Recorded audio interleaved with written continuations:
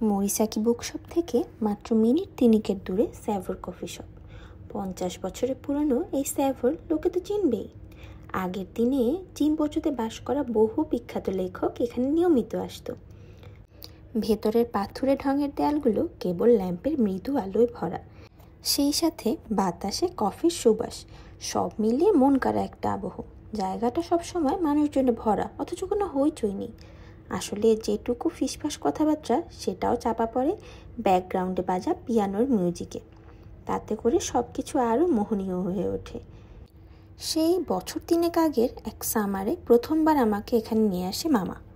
তারপর থেকে আমি এখানকার নিয়মিত কাস্টমার। কফি শপের মাঝ 40 বয়সের মালিক দেখতে যেমন সুদর্শন, তেমনি অভিজাত। অবশ্য প্রথম দর্শনে তাকে একটু রাশভারী মনে হলেও আসলে ভীষণ বন্ধুসুলভ আর সাদাসিধে মানুষটা। হাসলে চোখের চারপাশে দারুণ একটা ভাঁজ পড়ে। দরজা ঠেলে ঢুকতেই কাউন্টারের ওপাশ থেকে কফি বানাতে বানাতে উষ্ণ অভ্যর্থনা জানায় সবসময়। আজও তার ব্যতিক্রম হয় না। দরজা খুলতেই যথারীতি বলে ওঠে, আরে তা কাকু, ওয়েলকাম, শুভ সন্ধ্যা। আজও মনে হচ্ছে খুব ভিড়। হ্যালো বলতে বলতে কফি শপের চারপাশে চোখ বোলাই। ধন্যবাদ, এটাই তো কফি শপের ব্যবসার সময়, যাতে দুটো পয়সা কামাতে পারি। গ্লাসগুলো ঘষে চকচকে করে তুলতে তুলতে বলে সে, সেই সাথে একটা দুষ্টুমির হাসি খেলে যায় তার মুখে। আমার মনে হয় ঠান্ডার সাথে তাল মিলে কফি খাওয়াও বাড়ে। একদম। আসলে শীত বসন্ত কোনো ব্যাপার না, এখানে ভিড় লেগেই থাকে। তারপরও বছরের সবচেয়ে ঠান্ডার সময়টাতে কফি খাওয়ার মজাটাই অন্যরকম। আমার ধারণা অন্য কাস্টমাররাও সেভাবেই ভাবে। তাহলে কারোর জন্য অপেক্ষা করছো? বাহ, বেশ তো, সময়টা ভালো কাটুক। অল্প হেসে মাথা নোয়াই। ঠিক এমন সময় ওয়েট্রেস মেয়েটা এমনভাবে এগিয়ে আসে যেন সে আমার অপেক্ষাতেই ছিল। তারপর এইমাত্র খোলা জানালাটার পাশে নিয়ে গিয়ে বসায়। আসলে আমি আর আমার বয়ফ্রেন্ড ওয়াদা এই কফি শপেই দেখা করি। ওর অফিসটা একেবারে কাছে হওয়ায় এই জায়গাটা বেশ সুবিধাজনক। ওর আসতে দেরি হলে একটা বই পড়তে পড়তে 1 কাপ কফি খেয়ে সময়টা কাটিয়ে দেওয়া যায় বেশ। যথারীতি আজও ব্যাগে করে একটা বই নিয়ে এসেছি। সেটা বের করে পড়া শুরু করে দিই। নীরবে এভাবে সময় কাটানোটা যেমন সুন্দর, তেমনই প্রিয় কারোর জন্য অপেক্ষাটাও মিষ্টি। প্রিয় কফি শপে বসে বই পড়তে পড়তে বয়ফ্রেন্ডের জন্য অপেক্ষার এই আয়েসটুকু ভীষণ উপভোগ করি। এভাবে প্রায় 8 ঘন্টা পড়েছি হয়তো। এমন সময় জানালার কাছে টোকা দেওয়ার শব্দ কানে আসে। জানালার বাইরে দাঁড়িয়ে ওয়াদা। চোখাচোখি হতেই হাত নাড়ে। হাত নাড়তেই দরজার দিকে এগিয়ে আসে। সরি, তোমাকে বসিয়ে রেখেছি। জোরে দম নিতে নিতে আমার উল্টো পাশের চেয়ারে বসে। মনে হয় যেন দৌড়ে এসেছে। ওর অফিসে আলাদা কোনো পোশাকের নিয়ম নেই বলে যথারীতি আজও অগোছালো জামাকাপড় গায়ে, যেগুলো বেশিরভাগ সময় একই ধরনের, যেমন আঁটো-সাঁটো ট্রাউজার কিংবা জিন্সের সাথে একটা জ্যাকেট। জিজ্ঞেস করলে বলবে, উফ, জামাকাপড় বাছাই করা যে কি ঝক্কির কাজ। তবে এই আলগোছে পোশাকেই ওকে দেখে সবচেয়ে বেশি ভালো লাগে, চমৎকার দেখায়। এই যেমন আজকের কালো জ্যাকেটের সাথে বাদামি জিন্সে কি দারুণ মানিয়েছে। মাত্রই এসেছি, বইটা বন্ধ করতে করতে বলি, তাহলে তো ভালোই হলো। অনেকটা সময় ধরে মুখে হাসিয়ে নিয়ে আমার দিকে তাকিয়ে থাকে ওয়াদা। কোনো কথা না বলে কেবল আমার দিকে তাকিয়েই থাকে। সেটা এত লম্বা সময় ধরে যে আমার একটু লজ্জাই করে। তারপর বুঝতে পারি ওর নজর আসলে আমার হাতের বইটার দিকে। ওটা কি তারুহো ইনাগাকির গল্প সংকলন? ভীষণ তারিফের কণ্ঠে জিজ্ঞাসা করে ওয়াদা। ওহ, মানে হ্যাঁ। প্রায় 1 সপ্তাহ পর আজ দেখা আমাদের। সেখানে অন্য সব কিছু বাদ দিয়ে হঠাৎ ওর এমন প্রশ্নে হতবাক হয়ে কোনো রকম একটা কিছু বলি। আমার এমন থতমত জবাবের দিকে ওয়াদার তেমন খেয়াল আছে বলে মনে হয় না। বরং সে জিজ্ঞাসা করে, সবচেয়ে ভালো হলো 1001 সেকেন্ড স্টোরেজ, তাই না? একদম ঠিক। ওয়াদার খুশি দেখে চটজলদি মত জানে। এইরকম জায়গায় বসে পড়ার জন্য দারুণ। ছোট আর কি যে মিষ্টি গল্পগুলো 1 কাপ কফির সাথে একবারে চলনসই। ভালোই বলেছ। ওয়াদার কণ্ঠে উৎসাহ, বিশেষ করে নতুনদের জন্য। আর নামগুলো সব কি অদ্ভুত, যেমন কিভাবে নিজেকে হারিয়ে ফেলি কিংবা কিভাবে বন্ধুটি আকাশের চাঁদ হয়ে গেল, তাই না? এগুলো খুবই মজার, সেজন্যই তো এই নিয়ে 5 বারের মতো পড়ছি। ওয়াদাও একটা সত্যিকারের বই পোকা। পুরনো জাপানি উপন্যাসের প্রতি ওর একটা আলাদা টান আছে। আমি তো কেবল ভালো মতো পড়া শুরু করেছি, তাই ওর মতো অত কিছু মাথায় ধরে না। আর যথারীতি আর সব বই পড়ুয়াদের মতো সেও জানতে চায় অন্যরা কি পড়ছে। যখনই যেটা পড়ি সেই ব্যাপারে তার দারুণ কৌতূহল। সেটা পছন্দ হলে সবসময় এভাবে হাসে, আর যদি পছন্দ না হয় কিংবা এখনও না পড়ে থাকে তাহলে মুখটা এমন করে মনে হয় যেন কোনো বাচ্চার সামনে তার অপছন্দের খাবার দেওয়া হয়েছে। ওর মুখের এইসব ভঙ্গি এত অকৃত্রিম যে কখনো কখনো নিজেকে অপরাধী মনে হয়। সত্যি বলতে মাঝে মাঝে ওর অমন চেহারা দেখতে বেশ মজাই লাগে। তবে আজ মনে হচ্ছে আমার বই বেশ কাজে লেগেছে। ওয়াদার ওই দুঃখী চেহারা আর দেখতে হয়নি। এটা দেখে মনে পড়ল, প্রথম যেদিন আমাদের দেখা হয় এখানে তুমি তারুহ ইনাগাকির বইই পড়ছিলে। থামো থামো, ঠিক বলছো, বই পড়ছিলাম সেটা অবশ্য খেয়াল আছে, কোনো সন্দেহ নেই। ওই দিনের প্রতিটা মুহূর্ত এখনও স্পষ্ট মনে আছে আমার। এমন কথা শুনে আবারও ভীষণ লজ্জা লাগে। অবশ্য জোরে হেসে উঠে সেটা আড়াল করার চেষ্টা করি। এক সন্ধ্যায় এই স্যাভারেই হঠাৎ দেখা, আর তারপর একসাথে কফি খাওয়ার মধ্যে দিয়ে আমাদের সম্পর্কে শুরু। এমনিতে ওকে চিনতাম বুকশপের কাস্টমার হিসেবে, সরাসরি কথা হয় সেদিনই প্রথম। এখন ফিরে দেখলে মনে হয় প্রথমবারেই ওর প্রতি একটা টান অনুভব করেছিলাম। তখন থেকে আমাদের যোগাযোগ, অবশ্য সেটা প্রেমের রূপ নেয় এই তো সামারের অল্প কিছুদিন আগে। অতএব বলা যায় আমাদের সম্পর্কটা মাত্র কয়েক মাসের। ওর ফার্স্ট নেম আকিরা বলে ডাকার অনেকবার চেষ্টা করেছি, কিন্তু প্রথম পরিচয়ের সময় থেকে এখনও লাস্ট নেম ওয়াদা বলেই ডাকি। এত কিছুর জন্য অবশ্য স্যাভারের মালিককে একটা ধন্যবাদ দিতেই হয়, তার কাছে আমি এখনও ঋণী। চলাফেরায় ওয়াদা ভীষণভাবে বিনয়ী, অকারণে নিজেকে জাহির করা একেবারেই পছন্দ না তার। যেমন খুব বেশি ভিড়ের জায়গায় চুপচাপ এক কোণে গিয়ে বসে হাসি হাসি মুখে সবার কথা শুনতে থাকে, আর একটু পরপর মজার সব মন্তব্য করে, এমনই মানুষটা।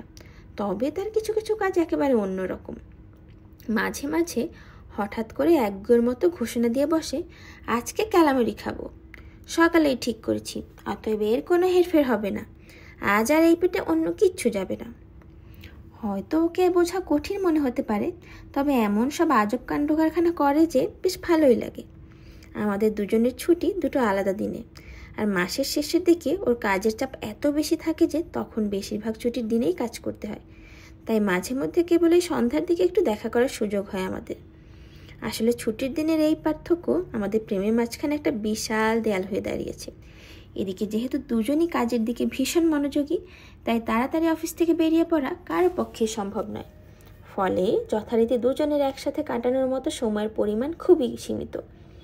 এজন্য মাঝে মাঝে মন খারাপ হলেও জানি যে কিছুই করার নেই। সেই হিসেবে গত এক সপ্তাহের মধ্যে আজই প্রথমবারের মতো দেখা। কফি খেতে খেতে অন্য কিছু অর্ডার করবো কিনা ভাবছিলাম, ঠিক এমন সময় হঠাৎ করেই কিচেন থেকে বেরিয়ে আসে স্যাভারের কিচেন ম্যানেজার তাকানো। দেখতে বেশ লম্বা চওড়া হলেও ছেলেটা এত মৃদু স্বরে কথা বলে মনে হয় যেন খুব অসহায়। শুনেছি একদিন নিজেরই একটা কফি শপ খোলার স্বপ্ন থেকেই এখানে কাজ শেখাতেন। আরে তাকানো যে, অনেক দিন পর দেখা।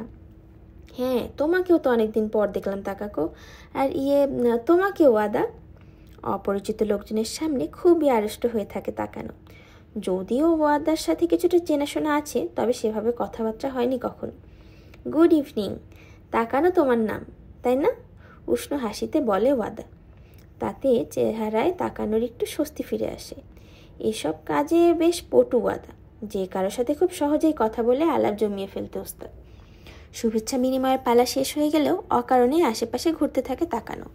মনে হয় যেন শিকারি বেড়াল খাবারের খোঁজে ঘুরছে। ব্যাপারটা বেশ অদ্ভুত লাগে। তাই ওকে জিজ্ঞাসা করি, দিনকাল কেমন যাচ্ছে? এই তো না, সব ঠিকঠাক। আচ্ছা, আরেকদিন কথা বলবো। ওর এই থতমত জবাবের মাঝেই ওপাশ থেকে দোকান মালিক ডাক দেয়, এই তাকানো। তার কণ্ঠে বেশ বিরক্তি। গলা শুনেই ভয় পেয়ে দ্রুত কিচেনের দিকে চলে যায় তাকানো। ওর ব্যাপারটা কি? বিদ্যুতের গতিতে ওকে কিচেনের দিকে অদৃশ্য হয়ে যেতে দেখি। ওয়াদাও কিছু বুঝে উঠতে পারে না। ছেলেটা তো বেশ অদ্ভুত। ও এমনই। তাহলে অবশ্য চিন্তার কিছু নেই। তাকানোর ব্যাপারে কথাবার্তা এইটুকুতেই সীমাবদ্ধ রেখেই স্যাভর থেকে বেরিয়ে আসি আমরা। কতক্ষণ উদ্দেশ্যহীন ঘোরাঘুরি করতে করতে আমরা যখন সানসেট বুক স্টোরে গিয়ে পৌঁছাই, ততক্ষণে ওটা বন্ধের সময় হয়ে এসেছে। এরপর পাশের একটা রেস্টুরেন্টে ওয়াদার পছন্দের সেট মেনুর খাবার খেয়ে দুজনে মিলে আশেপাশে আরও কিছুক্ষণ হাঁটাহাঁটি করি। পরদিন সকালে দুজনেরই অফিস। আমার তো একদম সকালেই একটা মিটিং, তাই এবার বাড়ি ফিরতে হবে। আমাকে স্টেশন অবধি পৌঁছে দিয়ে যায় ওয়াদা। পুরনো বুক শপের এলাকা থেকে ওয়াদার অ্যাপার্টমেন্ট মিনিট 15 হাঁটা পথ। মাত্র কয়েকবার গিয়েছি ওখানে, তবে প্রথমবার গিয়ে একেবারে হতভম্ব হয়ে যাই। আমার অ্যাপার্টমেন্টের অবস্থা কিন্তু একেবারে যাচ্ছে তাই। পথে ওয়াদা বেশ কয়েকবার সাবধান করলেও গিয়ে দেখি সেটা একেবারে 100% সত্যি। ঘরের ভেতরে পা দিয়েই দেখি সারা মেঝেতে পালা করে রাখা কনভিনিয়েন্স স্টোরের খালি বেন্তো কন্টেইনার আর ময়লা কাপড় চোপড়। প্রচুর বই তার, সেগুলো শুধু বুক সেলফেই না, ছড়িয়ে আছে সোফা আর টেবিল জুড়েও। কিচেনের ওদিকটার অবস্থা তো আরও ভয়াবহ। সিঙ্কে জমে আছে ময়লা প্লেট আর ফ্রাইং প্যান, সব মিলিয়ে ভয়ঙ্কর এক দৃশ্য। কোথাও পা ফেলারও জায়গাটুকু নেই। এমনটা বললে বাড়াবাড়ি শোনাতে পারে হয়তো, বাস্তবিকই একটু বসারও জায়গা নেই কোথাও। ক্লোজেটের দরজাটা অর্ধেক খোলা, দেখা যায় ভেতরে অনেকগুলো কাগজের বাক্স পালা করে রাখা। অনুমতি নিয়েই একটা বাক্সে উকি দিয়ে দেখি সবগুলো পুরনো বইয়ে ঠাসা। দেখলে মনে হবে অনেক দামি জিনিসপত্র রাখা আছে ওখানে। তারপরও এমন এলোমেলো অবস্থা যেন একটু গুছিয়ে রাখাটা অনেক কঠিন কোনো কাজ। ওগুলোর এমন বেহাল দশা দেখে মনে হয় বরং সবগুলো একসাথে মরিসাকি বুকশপে নিয়ে যাওয়াই ভালো। খুবই দুঃখিত, ভেবেছিলাম একটু গোছগাছ করব, আসলে এই সপ্তাহে এত ব্যস্ত ছিলাম সময় পাইনি। এখানে আসার আগে খুবই দুশ্চিন্তায় ছিলাম, কিন্তু আসার পর এই দৃশ্যপট দেখে সব দুর্ভাবনা মুহূর্তে নাই হয়ে যায়। মনে মনে কতক্ষণ হাসি। ভেবেছিলাম হয়তো অনাকাঙ্ক্ষিত কিছু ঘটেও যেতে পারে। এতটা যে অনাকাঙ্ক্ষিত হবে কে জানতো। ঠিক আছে, ব্যাচেলরদের অ্যাপার্টমেন্ট হয়তো এইরকমই হয়, আমি বলি। এতক্ষণ আড়ষ্ট হয়ে থাকা ওয়াদা তাতে একটু স্বস্তি পায়। ওর অ্যাপার্টমেন্ট বলেই হয়তো একটু অবাক হওয়া, নয়তো এমন অগোছালো অবস্থা খুবই স্বাভাবিক। প্রথমবারের মতো গার্লফ্রেন্ড আসছে বলে একটু গোছকাজ করতেই পারতো। তারপরও তোমার আগের গার্লফ্রেন্ড যখন আসতো তখন কি করেছিলে? ভাবলে মুখে প্রশ্নটা করেই ফেলি। আসলে এমন অবস্থা দেখলে সেই সব কিছু ঠিকঠাক করে দিত। মনে হয় গোছকাজ করতে ওর বেশ ভালোই লাগতো। বিচ্ছিরি একটা হাসি দিয়ে বলে ওয়াদা। ঠিক ওই মুহূর্তে এই প্রশ্ন করার জন্য আফসোস হয়। সবসময় বেশি বেশি কথা, নিজেকেই বকা দিই মনে মনে। ওই সময় মেয়েটাকে বেশ কয়েকবার মরিসাকি বুকশপে নিয়ে আসে ওয়াদা। লম্বা গড়নের সুন্দর মেয়েটি, তখন শুধু দূর থেকে চোখের দেখা, তাই ভাবতাম ইস কি চমৎকার একটা জুটি। সেই দিন আর নেই। ছবিটা এখন আমি ক্লোজেটের ওই বাক্সগুলোর মাঝখানে এঁটে দিতে চাই। অতএব খানিকটা হিংসে থেকেই অ্যাপার্টমেন্টটাকে মানুষ করার কাজে লেগে পড়ি। ওই মেয়েটার কাছে হার মানা যাবে না কোনো মতেই, যার ফলে সারাটা বিকেল জুড়ে নিজেই একটা ওয়াশিং মেশিনে পরিণত হই। আর ততক্ষণ কিংকর্তব্য বিমূঢ় দাঁড়িয়ে থাকে ওয়াদা। আর এভাবেই শেষ পর্যন্ত ওয়াদার ওখানে রাত কাটানো হয়। ওর আলিঙ্গনে নিজের গভীরে একটা কিছু অনুভব করি। মনে হয় যেন সেই অন্তঃস্থল কেউ স্পর্শ করে। জীবনে প্রথমবারের মতো এমন কিছুর অনুভূতি হয়। আমার মতো একটা সাদাসিধে মেয়ের সাথে সময় কাটাতে ওয়াদার আদৌ কতটা ভালো লাগে মাঝে মাঝে সেই ভাবনাও মনে আসে। জিম্বোচোতে দারুণ সব মানুষের সাথেই তো আমার দেখা হয়েছে, মামা থেকে শুরু করে সাবু পর্যন্ত। স্বীকার করতে দোষ নেই, সাবুও তার নিজের মতো করে আকর্ষণীয় মানুষ। উল্টো দিকে নিজেকে কি সাদামাটার বোকাশোকা মনে হয়, তাই সবসময় মনের ভেতর ভয় হয় হয়তো খুব শিগগিরই ওয়াদাও এমন কিছু ভাবতে পারে। ওর সাথে আরও বেশি বেশি সময় কাটাতে চাই যাতে নিজেদের মধ্যে জানাশোনাটা আরও বাড়ে। তবে ওয়াদাও একইভাবে চায় কি না সেটা বুঝতে পারি না। প্রেম ভালোবাসার ব্যাপারে আমি একেবারে যাচ্ছে তাই, যাকে বলে তালগোল পাকিয়ে ফেলায় উস্তাদ। যে কারণে আগের সম্পর্কের এমন করুণ পরিণতি হয়। আমাকে দেখে মনে হয় সব কিছু যেন কেবল শুরু করছি।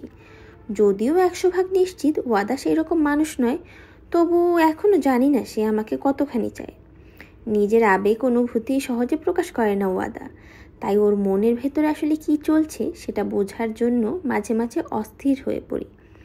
একজন গার্লফ্রেন্ডের ভেতরে আসলে ঠিক কী খুঁজে পেতে চায় সে? আগের মেয়েটির চেয়ে কি আমাকে বেশি ভালোবাসে?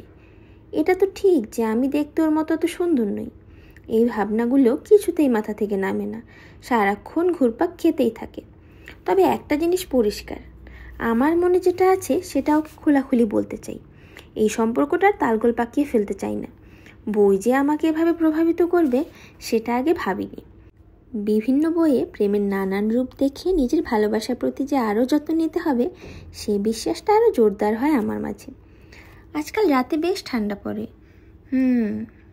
হালকা পাহাড়ি ঢাল বেয়ে ওচানোমিজু স্টেশনের দিকে হাঁটতে থাকি আমরা। জিম্বোচো স্টেশনটা আরও কাছে বলে ইচ্ছে করে এদিকটা বেছে নিই।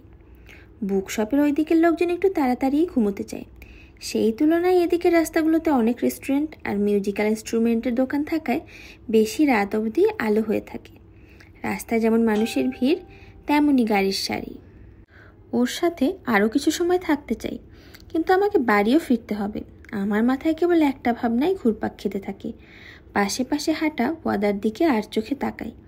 একেবারে মেপে মেপে পায়ের ধাপ ফেলে। হাঁটার সময় কোনো শব্দও হয় না।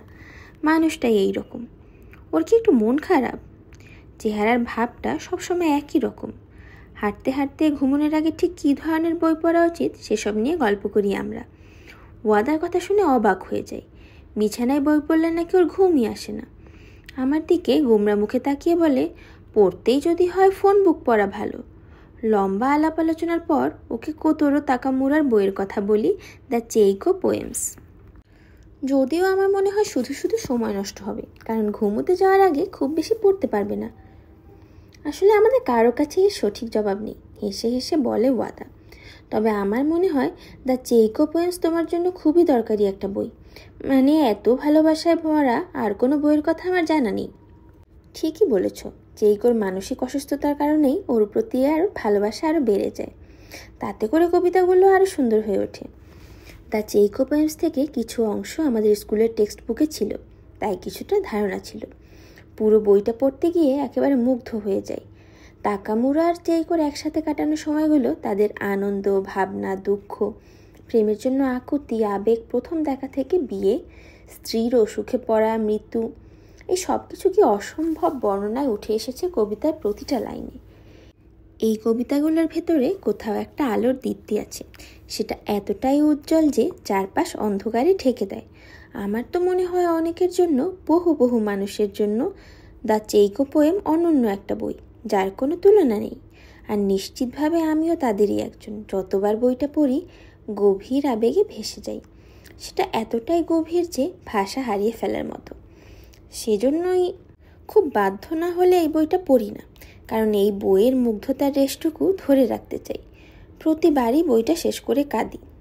জানি না এখন পর্যন্ত কতবার পড়েছি, তবে প্রতিবারই কেঁদেছি। বইটার কথা মনে পড়লেও চোখ ভিজে ওঠে। নিজের ভাবনাকে এভাবে শব্দের ভেতর দিয়ে প্রকাশ করতে পারাটাও কি অনন্য একটা ব্যাপার। এত সব ভাবতে ভাবতেই চোখের সামনে স্টেশনের দৃশ্যপট দেখা যায়। সেই সাথে পরস্পরকে বিদায় জানানোর সময় চলে আসে। শুভরাত্রি জানিয়ে যার যার পথে এগিয়ে যাই। সারাদিনের মধ্যে সবচেয়ে কষ্টের সময় এইটা। আর কোনো শব্দে এই অনুভূতির বর্ণনা করা যায় না। গেটের কাছে এক মুহূর্ত দাঁড়াই। ধীরে ধীরে ওয়াদাকে দূরে চোখের আড়াল হয়ে যেতে দেখি। আজ ঘুমোতে যাওয়ার আগে দ্য চেইকো পোয়েমস থেকে খানিকটা পড়ব। বাড়ি ফেরার সারাটা পথে বইটার কথাই ভাবি কেবল।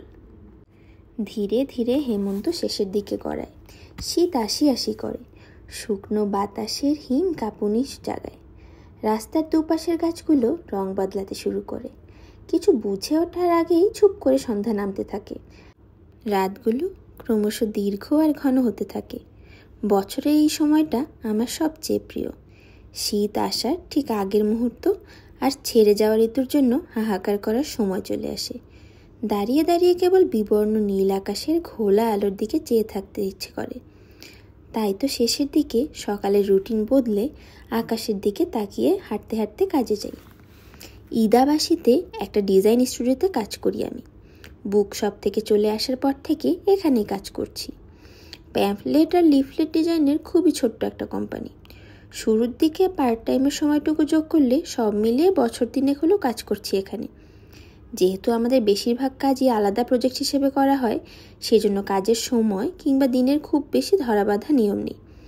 যতক্ষণ অফিসের মূল আদব কায়দা মেনে চলা হচ্ছে, ততক্ষণ মোটামুটি নিজেদের ইচ্ছে মতো চলাফেরা করা যায়। এর আগে যেখানে কাজ করতাম ওখানে ব্যক্তিগত সম্পর্কগুলো সবসময় গোপন রাখা হতো। একটা গোপন দলবাজিও ছিল। সেসবের মধ্যে কাজ করা খুবই কঠিন ছিল আমার পক্ষে। সেই দিক থেকে নতুন কোম্পানিটা ছোট হলেও এসব ঝামেলা নেই এখানে। আগের চেয়ে আয়ও বেশ খানিকটা কম। তবু এই জায়গাটাতে মানিয়ে নিতে পেরেছি বলে নিজের মতো করে কাজ করতে পারি। অকারণেই অফিসে দেরি করা একদম পছন্দ নয় আমার। তাই সাধারণত অফিসে সবার আগে ঢুকি আর চেষ্টা করি সন্ধ্যার মধ্যেই কাজ শেষ করতে। কলিগদের সাথে কথাবার্তা হয়, কিন্তু প্রয়োজনের চেয়ে খুব বেশি জড়িত হই না কারোর সাথেই। অফিসের বাইরে তাদের সাথে দেখা সাক্ষাৎও হয় খুব কম। হয়তো এসব কারণেই একবার কলিগদের ড্রিঙ্কের আয়োজনে একজন আমাকে বলে, তুমি ভীষণ আত্মকেন্দ্রিক, তাই না? সম্ভবত অন্যদেরও আমার ব্যাপারে একই ধারণা। তাদের মতে আমি বেশি কথা বলি না, সন্ধ্যায় তাড়াতাড়ি সোজা বাসায় ফিরি। বিষয়টা নিয়ে অনেক ভেবে বুঝতে পারি আসলে এমন একটা জায়গা খুঁজে পেয়েছি যেখানে গেলে বাড়ির মতোই অনুভব মনে হয়। এর আগে শুধু অফিস আর বাড়ি আসা যাওয়া করতাম, কোনো শখ বা আলাদা কোনো কিছুতেই আগ্রহ ছিল না, কোনো ধরনের দুঃখবোধ ছিল না, এমনকি জীবনে কিছু পাওয়া না পাওয়ার অনুভূতিও ছিল না। এখন ফিরে দেখলে মনে হয় তখন আসলে সেভাবেই ভাবতাম, এর বেশি কিছু কখনো ভাবনায় আসেনি। তবে বোকার মতো শোনালেও এখন জীবনটাকে অনেক বেশি পরিপূর্ণ মনে হয়। এখন আর মনে হয় না জীবনের একটা কিছু হারিয়ে ফেলেছি। এখন যাওয়ার যেমন জায়গা আছে, তেমনই দেখা করার মতো মানুষও, আর বারবার কাছে টেনে নেওয়ার মতো একটা জায়গা। এর চেয়ে সুন্দর আর কিছু কল্পনাও করতে পারি না। শুধু নিজের মতো করে কাজ করে যাই। কাজটা যেমন পছন্দের, তেমনই অফিসের পরিবেশও মন্দ নয়। সব কিছু ঠিকঠাক মতো চলছে ভেবে বেশ একটা আত্মবিশ্বাসও ফিরে পাই। অল্প কিছুদিন হলেও ছোট্ট একটা সমস্যা যাচ্ছে। ভালো করে ভেবে দেখি ব্যাপারটা আসলে খুবই সামান্য। কাউকে বললে হয়তো হেসেই উড়িয়ে দেবে, তারপরেও সেটা খুব যন্ত্রণা দেয়।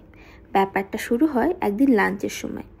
অফিসে আলাদা কোনো ক্যাফেটেরিয়া কিংবা লাঞ্চের সময় নেই, সবাই যার যার নিজের সুবিধার মতো লাঞ্চ করে ফেলে। আমি সাধারণত কাছের একটা ক্যাফেতে যাই।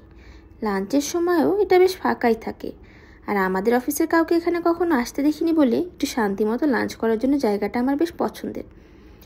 একদিন হঠাৎ করেই এক সিনিয়র কলিগের সাথে দেখা হয় এখানে। সব সময় ঘুরিয়ে পেঁচিয়ে মজা করে কথা বলার অভ্যাস তার। তবে আমার কেন জানি মনে হয় যে কোনো সময় ওর সাথে ঝামেলা বেঁধে যেতে পারে, তাই ভদ্রতার খাতিরে হ্যালো বলে অন্যদিকে বসতে চাই। আমাকে ডাক দেয় সে, এই এসো এখানে বসো। তখন তো আর সাথে না বসে কোনো উপায় থাকে না। যথারীতি টেবিলের পরিবেশ খুব বেশি আনন্দদায়ক হয় না। হয়তো কিছুটা আমারই দোষে কথাবার্তা খুব বেশি আগায় না। অফিসের নানা ব্যাপারে সমালোচনা করে কিংবা নিজেকে জাহির করে এক নাগারে কথা বলতেই থাকে সে। ঠিক কী জবাব দেব খুঁজে পাই না। সমস্যা হলো আমাদের ক্লায়েন্টগুলো সব আস্ত বেকুব। আমার যে যোগ্যতা তাতে আরও বড় কোথাও যাওয়া উচিত। এখন যে প্রজেক্টে কাজ করছি তাতে আমার মেধার অর্ধেকও কাজে লাগে না। লাঞ্চের পুরোটা সময় ওর এইসব বিচ্ছিরি ভাবভঙ্গি দেখে শেষে শুধু ভদ্রতার খাতিরে দু একবার হা হু করি। এখানেই সব কিছু শেষ হলেও কথা ছিল। আজকের দিনটাই হয়তো খারাপ ছিল বলে এমন বাজে সময় কাটলো, এইসব 7-5 ভেবে নিজেকে প্রবোধ দিই। তারপরও মানুষটা কেবল আমার সাথে কথা বলার ছুতো খুঁজতে থাকে। এমনকি অফিসে কম্পিউটারে কাজে ব্যস্ত থাকলেও উঠে এসে কথা বলা শুরু করে দেয়। যদি না শোনার ভান করি তাহলে পিঠে টোকা দিয়ে দৃষ্টি আকর্ষণ করে, আর তারপর এমনভাবে লাঞ্চে যাওয়ার জন্য বলতে থাকে যেন সেটা খুবই স্বাভাবিক একটা ব্যাপার। আমার মাথায় আসে না এই বিচ্ছিরি কোম্পানিতে সে পড়ে আছেই বা কেন। এদিকে বারবার পিছু ছাড়াতে না পেরে ওই দিনের পর আরও কয়েকবার তার সাথে ক্যাফেতে যেতে হয়। যদিও এর পুরোটাই সময়ের অপচয় ছাড়া আর কিছুই নয়। এসবের মানেটা কি? সে কি মজা পায়? এটা কি মেয়েদের হয়রানি করার নতুন কোনো উপায়? ক্রমেই বিরক্তি বেড়ে চলে। সেদিন চতুর্থবারের মতো জোর করে একসাথে লাঞ্চে যাই। যথারীতি একটানা অফিসের কুটনামো আর নিজের বাগাম্বরের মাঝখানে মুখ ভর্তি স্যান্ডউইচ নিয়ে হঠাৎ জিজ্ঞাসা করে, ছুটির দিনে কি করো? আমি একটা পুরনো বুক শপে যাই প্রায়। এমন আচমকা প্রশ্নের মুখে পড়ে তাড়াহুড়ো করে একেবারে সত্যি জবাবটা দিয়ে ফেলি। কেন? ওইরকম একটা জায়গায় তোমার কি কাজ? তুমি কি কোনো বুড়ো নাকি? হো হো করে হেসে কথাগুলো বলে যেন এমন একটা মজার কথা বলল জীবনেও কেউ শোনেনি। আমি ছুটির দিনে কি করি না করি সেটা জানতে চাওয়ার কোনো অধিকার তো তার নেই। মনে মনে ভাবি, কিন্তু সে অফিসে আমার থেকে সিনিয়র, সেটা ভেবেই শুধু মুখ্যম কোনো জবাব দেওয়ার আগে নিজেকে সামলাই। পরের ছুটির দিনে আমরা একটা ড্রাইভে গেলে কেমন হয়? এরকম একটার পর একটা আক্রমণে ক্রমেই ভেঙে পড়ি। কেন?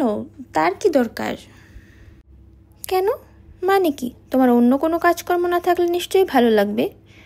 না, অন্য কাজ আছে। কাজ? ওই যে বুকশপের কথা বললাম এইমাত্র। ধুর, বাদ দাও তো, আজকাল বুকশপে কেউ যায় নাকি? যারা পছন্দ করে তারা যায়, তাতে নিশ্চয়ই কোনো সমস্যা নেই, জবাবে বলি। ক্রমেই বিরক্ত হয়ে উঠি। ভ্যাবাচাকা খেয়ে মাথা সোজা করে লম্বা একটা শ্বাস নেয়, তারপর করুণা ভরে দীর্ঘশ্বাস ছেড়ে এমনভাবে তাকায় যেমন করে কোনো মাস্টার তার বকে যাওয়া ছাত্রকে দেখে। জীবনটাকে উপভোগ করো। আবার জিজ্ঞাসা করে, মানে? মানে এই যে তুমি সারাক্ষণ মুখ কালো করে থাকো, কথাবার্তাও বলতে পারো না, মনে হয় তোমার সাথে কথা বলা অনর্থক। এমনকি যখন এসব থেকে বের হওয়ার জন্য হাত বাড়িয়ে দেই, বেড়াতে যেতে বলি, তাতেও কি সব বুকশপের নামে বাহানা দাও। সব কিছু ভালো চোখে দেখা উচিত তোমার, নয়তো জীবনটা এভাবেই বিফলে যাবে। এক নাগারে কথাগুলো বলে আমাকে আর কোনো জবাবের সুযোগ না দিয়ে একেবারে বিরক্তিকর এটা বলেই উঠে বেরিয়ে যায়। কয়েক মুহূর্তের জন্য একেবারে যেন পাথর হয়ে যায়, মুখ হা করে একেবারে হতভম্ব হয়ে বসে থাকি। উফ, কী যে বিরক্তিকর। ওই দিন সন্ধ্যায় মোমোকো মামির সাথে ওর ছোট্ট রেস্টুরেন্টে দেখা করতে যাই। লাঞ্চের সময় ঘটনাটা মাথার মধ্যে ঘুরপাক খেতে থাকে বলে একটুখানি সাকিতেও চুমুক দিই। মোমোকোর কারণে ইদানিং এই রেস্টুরেন্টে আসা আমার বেড়েছে। ওটার মালিক নাকাসোনো-সান যেমন চমৎকার মানুষ, তেমনি কথাও বলে সুন্দর। সেদিক থেকে মামির সাথে তার মিল বেশ ভালো। তবে লোকটা সবসময় কাস্টমারদের নামের সাথে চেহারার তালগোল পাকিয়ে ফেলে। আমার নামটাও ঠিক মতো মনে রাখতে পারে না। যখনই এখানে আসি মিকাকো, ইউকাকো কিংবা এরকম কিছু একটা বলে ডাকে। এখন অবধি যতবারই ঠিক করে দেই না কেন, পরের বার গোলমাল করে ফেলবেই। শেষ পর্যন্ত হাল ছেড়ে দিই। ওই দিন আবারও তেরুকো বলে ডাকায় প্রথমে মাথাটা গরম হয়ে গেলেও পরে নিজেকে সামলাই। কাউন্টারের ওপাশে নিজের কাজে ব্যস্ত মোমোকো মামি অ্যাপ্রন গায়ে ওকে বেশ ঘরোয়া দেখায়। এই যে, বেশি ড্রিঙ্ক করে কারো কাজের মাঝে বক বক করতে এসো না কিন্তু। মনে হয় যেন কোনো মাতাল কাস্টমারের সাথে কথা বলছে। ব্যাপারটা অস্বাভাবিক হলেও আসলেই তখন খানিকটা নেশায় ধরেছে আমায়। এটা তো খুবই বিরক্তিকর। ওর মুখ থেকে ওই সব কথা শোনা, তার উপর আবার কোনো জবাব দিতে না পারা তো আরও বাজে।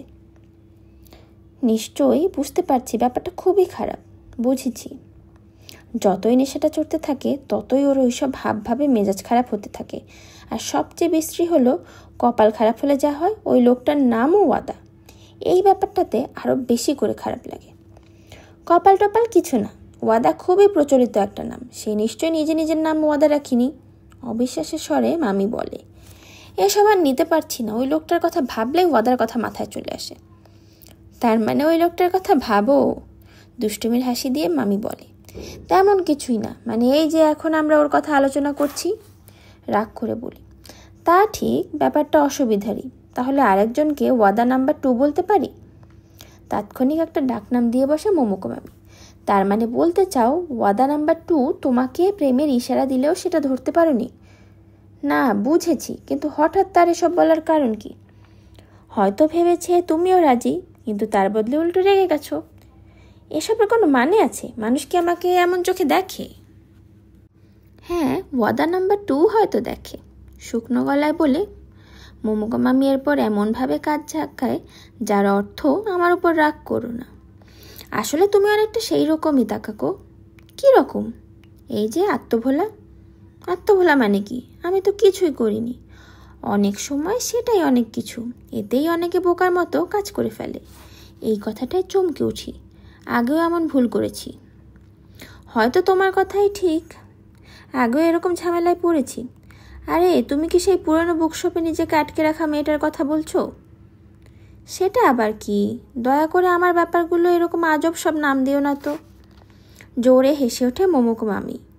যদিও তুমি একটু বোকাশোকা আর আত্মভোলা আর একেবারে সাদাসিধে, তবু এই মিষ্টি মানুষটাকে ভীষণ ভালোবাসি। একটু হেসে আমার দিকে তাকায় মামি। ফ্লোরেসেন্টের আলোয় ঝলমল করে ওঠে তার কোমল খাটো চুলগুলো। বুঝতে পারছি না নাম করছো নাকি পচাচ্ছ। না, কম বেশি যাই হোক, সুনামি করছি। আবারও জোরে হেসে বলে মামি। আচ্ছা, আগের কথায় ফেরা যাক। ওয়াদা নাম্বার 2 তোমাকে নিয়ে এমন কিছু ভাবলেও যে মানুষটা তোমাকে আসলে ভালোবাসে সে না জানলেই তো হলো। সে তো তোমাকে তার আগের মতোই দেখে। আসল কথা হলো আর একটু সাবধান হলে এই অবস্থায় পড়তে না। সেসব বলা অনেক সহজ। ওই লোক তো অফিসে আমার থেকে সিনিয়র। এই জন্যই তোমাকে আগে ভাগেই বোঝাতে হবে তার প্রস্তাবে রাজি নও। সেটা তুমি আগেই বুঝতে পেরেছো। আর ওই লোকটা যত গণ্ডমূর্খই হোক না কেন সেও বুঝে যাবে। ওহ, এই ব্যাপারগুলোকে ভীষণ ভয় পাই। তোমাকে তখন মিষ্টি বলে তো সেটাই বোঝালাম, তুমি যেমন তেমনই থাকো, এই রকম তোমাকেই আমার পছন্দ। কাউন্টারের ওপাশ থেকে হাত বাড়িয়ে আমার পিঠ চাপড়ে দিতে দিতে মামি বলে, মানে কি? এভাবে হয়তো মনে হবে সবসময় হেরে যাচ্ছ, তবুও নিজের কাছে পরিষ্কার থাকাটা জরুরি, তাই না? অবশ্যই। মামির কথার মাথা মুন্ডু কিছুই মাথায় ঢোকে না, শুধু এটুকু বুঝতে পারি যেমন আছি ঠিক তেমনই থাকতে বলেছে।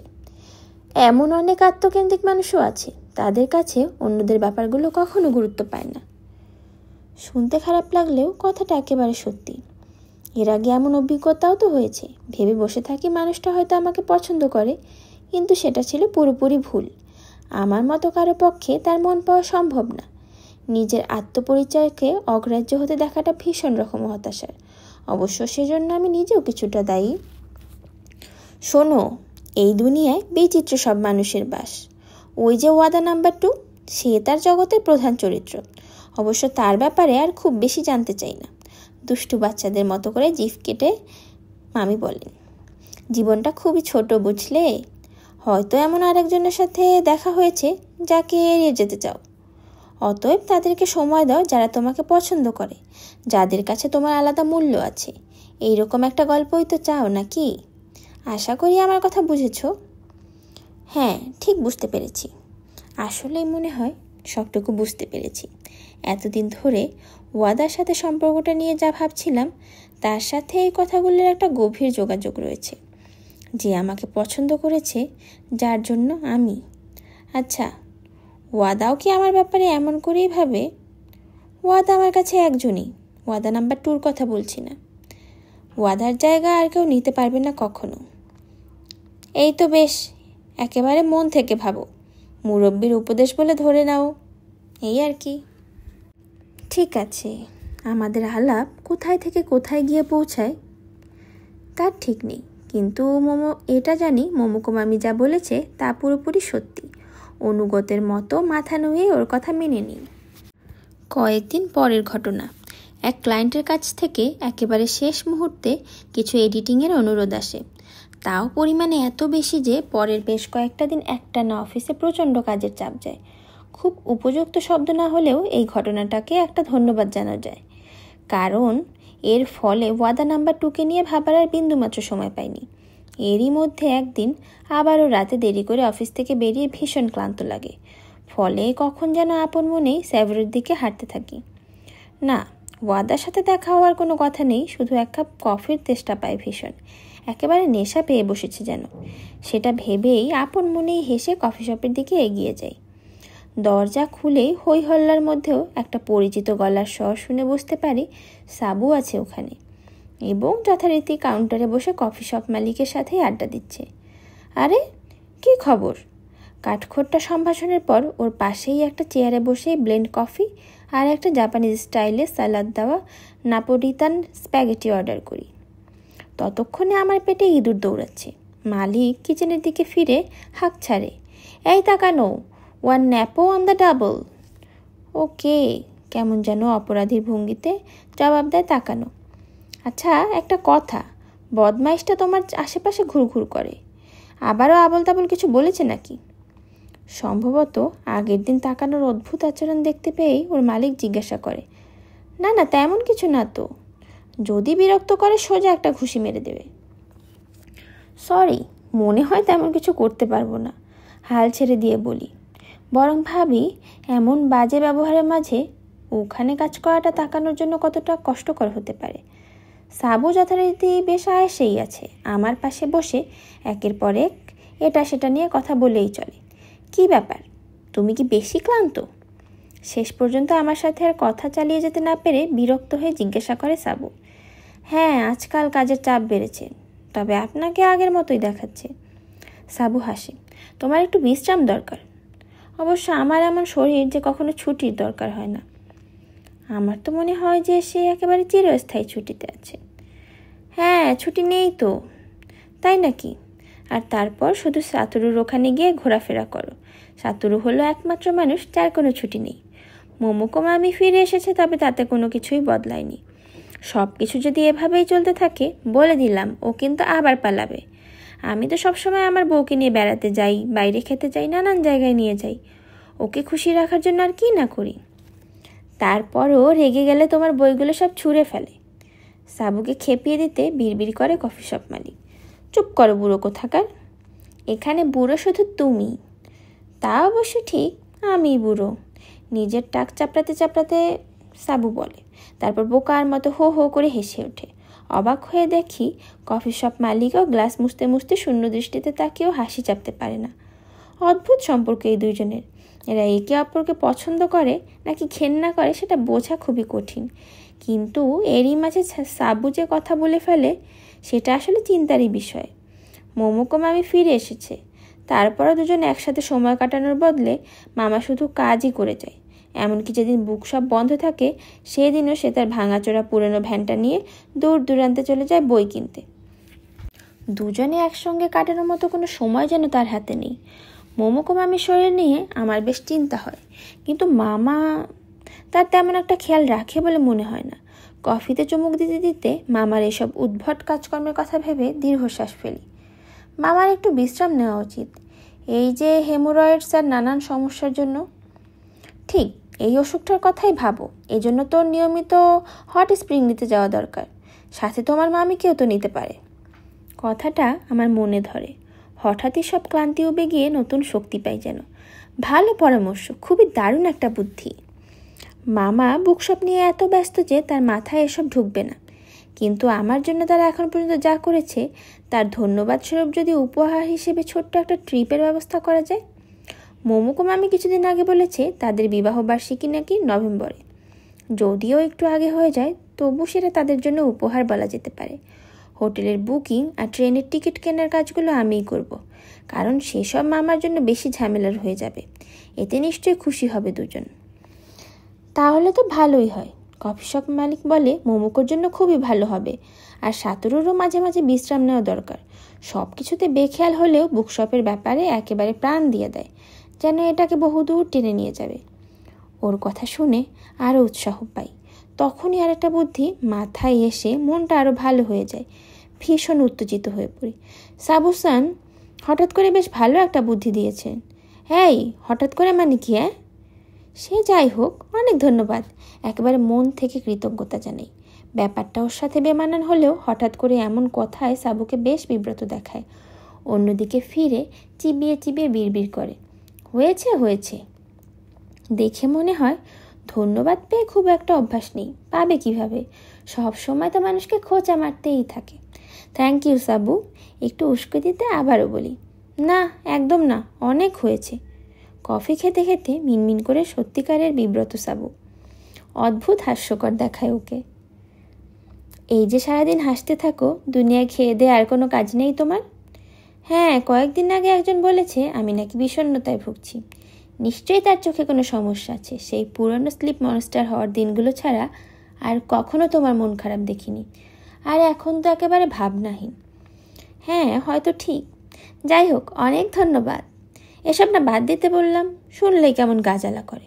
যদি আর একবার বলো তাহলে আর একটাও কথা বলবো না, বলেই নিজের পিঠ চুলকাতে থাকে সাবু। তা কাকু, তুমিও দেখছি সাবুকে জ্বালানো শিখে গেছো। এই যে তোমার নেপোলিতান চলে এসেছে। এক গাদা ক্যাচাপ দিয়ে আমার স্প্যাগেটি সামনে রেখে রেস্টুরেন্ট মালিক বলে ওঠে। আরাম করে খেতে থাকি। পেট ঠান্ডা হওয়ায় ক্লান্তি যেমন কমে, ওয়াদা নাম্বার 2 এর উপর রাগটাও ঠান্ডা হয়।